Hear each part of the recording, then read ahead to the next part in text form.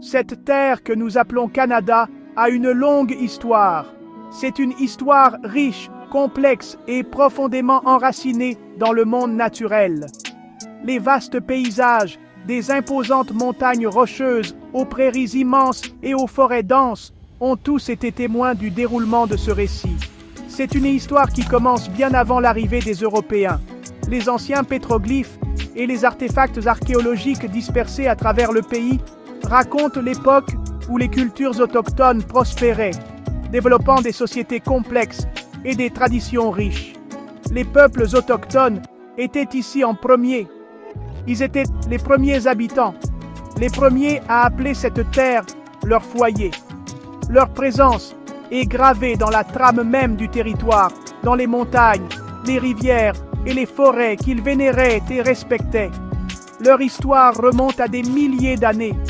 Des anciens villages qui parsemaient le paysage, aux réseaux commerciaux sophistiqués qui s'étendaient sur tout le continent, les peuples autochtones ont une histoire à la fois profonde et durable.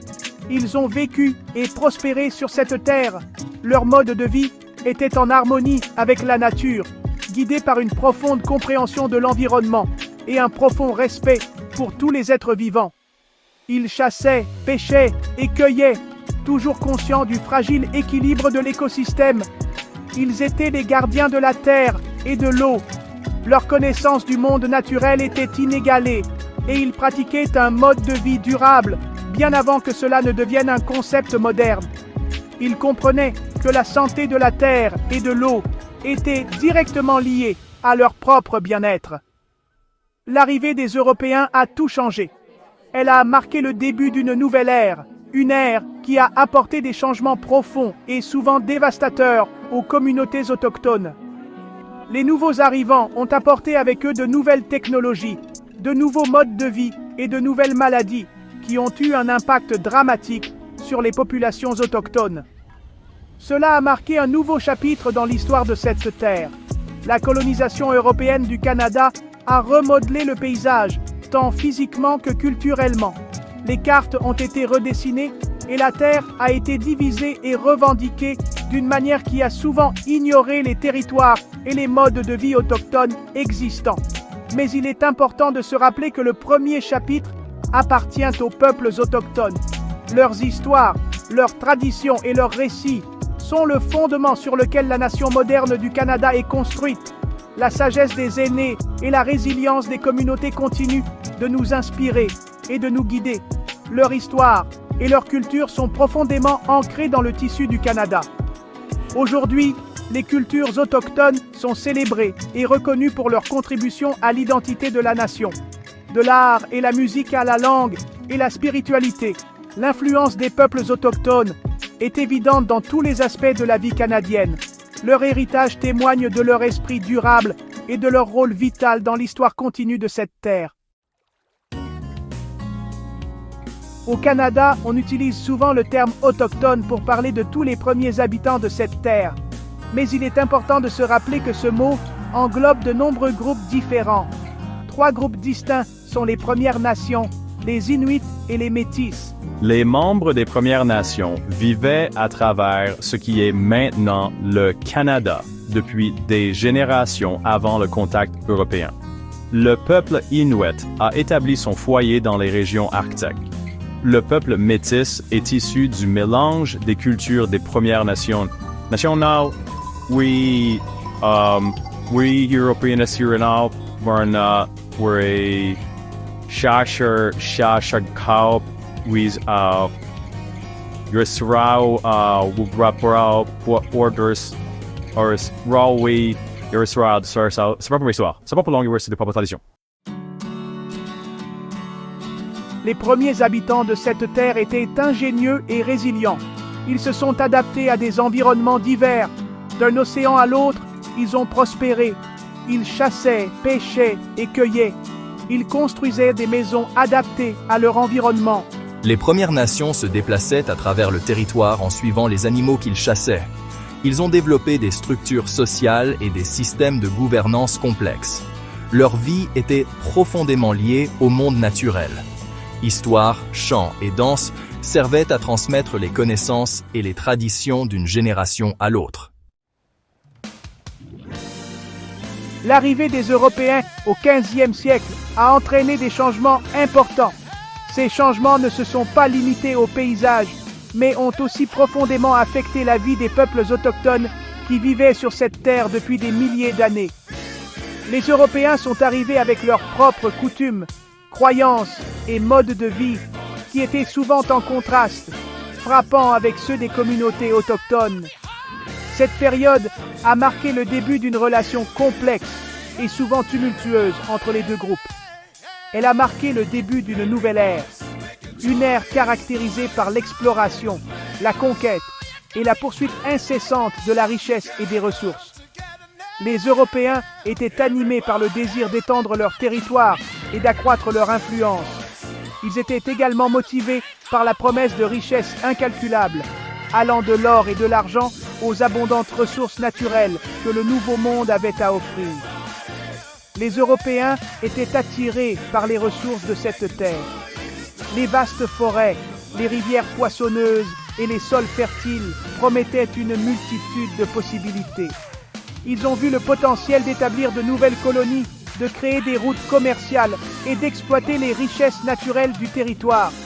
Cette soif de ressources a conduit à l'établissement de nombreuses colonies et postes de traite à travers l'Amérique du Nord. Ils recherchaient des fourrures, du poisson et du bois. Ces produits étaient très prisés en Europe et pouvaient atteindre des prix élevés sur les marchés. La traite des fourrures, en particulier, est devenue une activité économique majeure, les commerçants européens établissant des relations avec les trappeurs et les chasseurs autochtones. L'industrie de la pêche a également prospéré, les pêcheurs européens exploitant les riches zones de pêche au large des côtes de l'Amérique du Nord. Cela a conduit à des échanges commerciaux entre les nouveaux arrivants et les peuples autochtones. Les communautés autochtones étaient des commerçants habiles et possédaient une connaissance approfondie de la terre et de ses ressources. Ils échangeaient des fourrures, de la nourriture et d'autres biens avec les Européens en échange d'outils métalliques, d'armes et d'autres articles qui leur étaient nouveaux.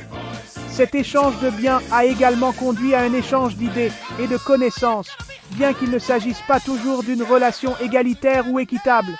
Mais ce contact a également eu des conséquences dévastatrices. L'arrivée des Européens a entraîné des perturbations importantes du mode de vie autochtone. Les nouveaux arrivants empiétaient souvent sur les terres autochtones, ce qui entraînait des conflits et des déplacements. L'introduction de biens et de technologies européens a également eu un impact profond sur les cultures et les économies autochtones. Les Européens ont apporté avec eux des maladies comme la variole. Ces maladies étaient inconnues des peuples autochtones et se sont rapidement propagées dans leur communauté. La variole, en particulier, était très contagieuse et mortelle, causant des souffrances et des décès généralisés. Les populations autochtones n'avaient aucune immunité naturelle contre ces nouvelles maladies, ce qui les rendait particulièrement vulnérables. Les peuples autochtones n'avaient aucune immunité contre ces nouvelles maladies. L'impact a été dévastateur, des communautés entières étant anéanties par la maladie. Les pertes en vies humaines ont été immenses et le tissu social et culturel de nombreuses sociétés autochtones a été irrémédiablement endommagé. La propagation des maladies a été l'une des conséquences les plus tragiques et les plus lourdes du contact avec les Européens. Cela a conduit à des épidémies généralisées qui ont décimé les populations autochtones. L'ampleur des épidémies était sans précédent, certaines estimations suggérant que jusqu'à 90% de la population autochtone dans certaines régions a été anéantie. La perte d'un si grand nombre de vies a eu un impact profond sur les survivants qui ont dû faire face à la perte d'êtres chers, à l'effondrement de leur communauté et au défi de la reconstruction de leur vie après une telle dévastation. L'impact de ces maladies continue d'affecter les communautés autochtones aujourd'hui. Malgré le passage des siècles, l'héritage de ces premières épidémies se fait encore sentir. De nombreuses communautés autochtones continuent de lutter contre les disparités en matière de santé et d'autres défis qui remontent à cette période de contact. Cependant, il y a aussi une histoire de résilience et de rétablissement, alors que les peuples autochtones s'efforcent de préserver leur culture, de reconstruire leur communauté et d'assurer un avenir meilleur aux générations à venir. 5e partie, promesses au vent, les traités. Avec l'arrivée croissante des Européens, leurs besoins en terre augmentaient. Ils ont signé des accords avec les peuples autochtones pour accéder à la terre et à ses ressources. Ces accords sont connus sous le nom de traités. Ils ont été négociés dans un esprit de partage et de paix. Cependant, les promesses faites dans ces traités ont souvent été rompues. Le gouvernement canadien n'a pas toujours respecté ses engagements envers les peuples autochtones. Cela a conduit à des conflits concernant les droits fonciers et les ressources. Bon nombre de ces conflits persistent encore aujourd'hui. Chapitre 6. Un sombre héritage. Les pensionnats indiens. L'un des chapitres les plus sombres de l'histoire canadienne est celui des pensionnats indiens. Ces institutions ont été établies à la fin du 19e siècle et ont fonctionné pendant plus de 100 ans, la dernière fermant ses portes en 1996. L'objectif principal de ces écoles était d'assimiler les enfants autochtones à la culture euro-canadienne, un objectif poursuivi par des méthodes dures et souvent inhumaines. Pendant plus d'un siècle, des enfants autochtones ont été enlevés de force à leur famille et à leur communauté.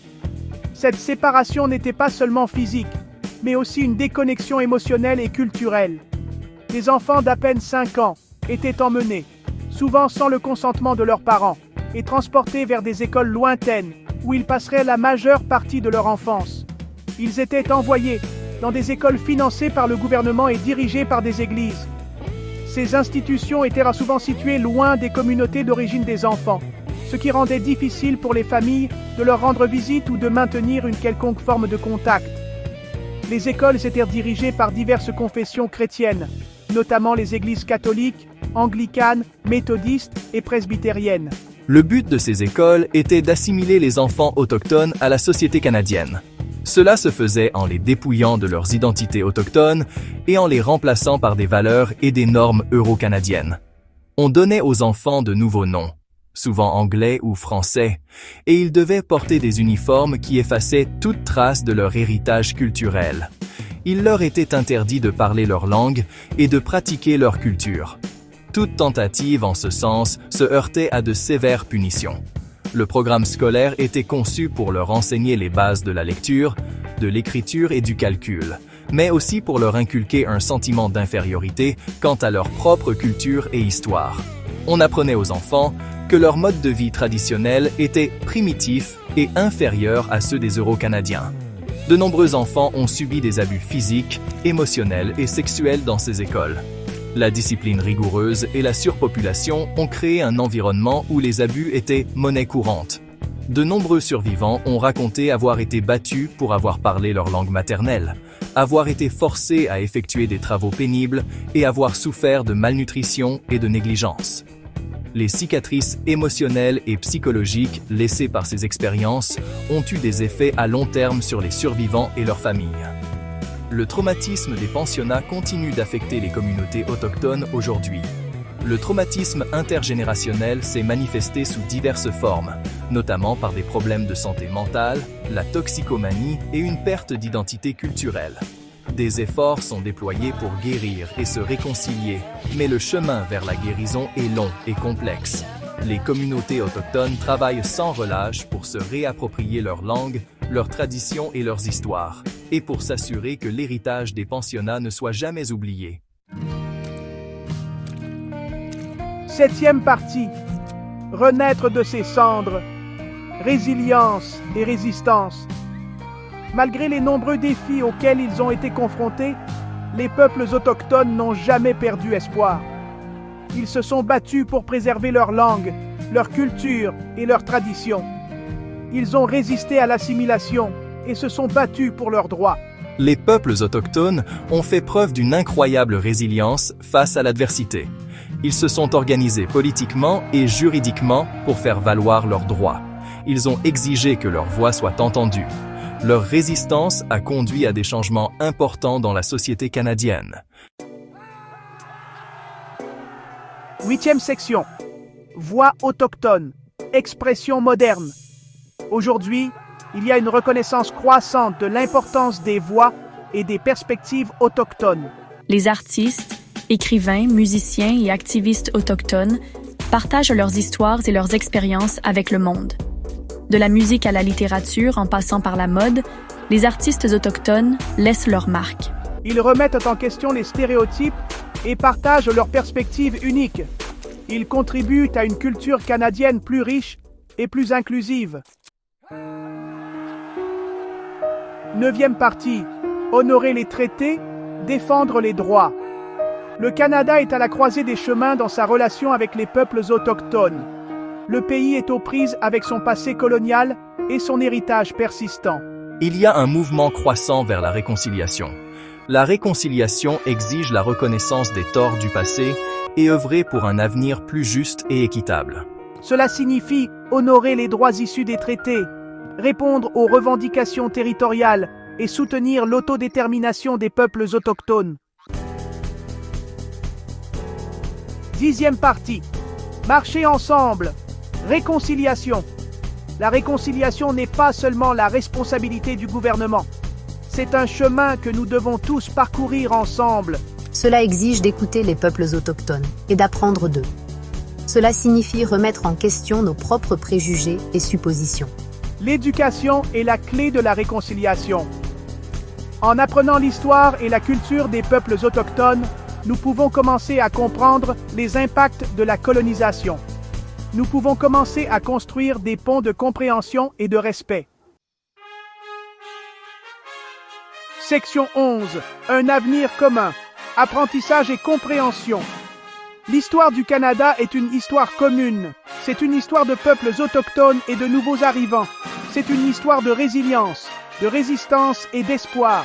En reconnaissant le passé et en travaillant ensemble, nous pouvons créer un avenir meilleur pour tous. Avançons avec respect et compréhension. Honorons les traités et travaillons à la réconciliation. Construisons un Canada où chacun peut s'épanouir.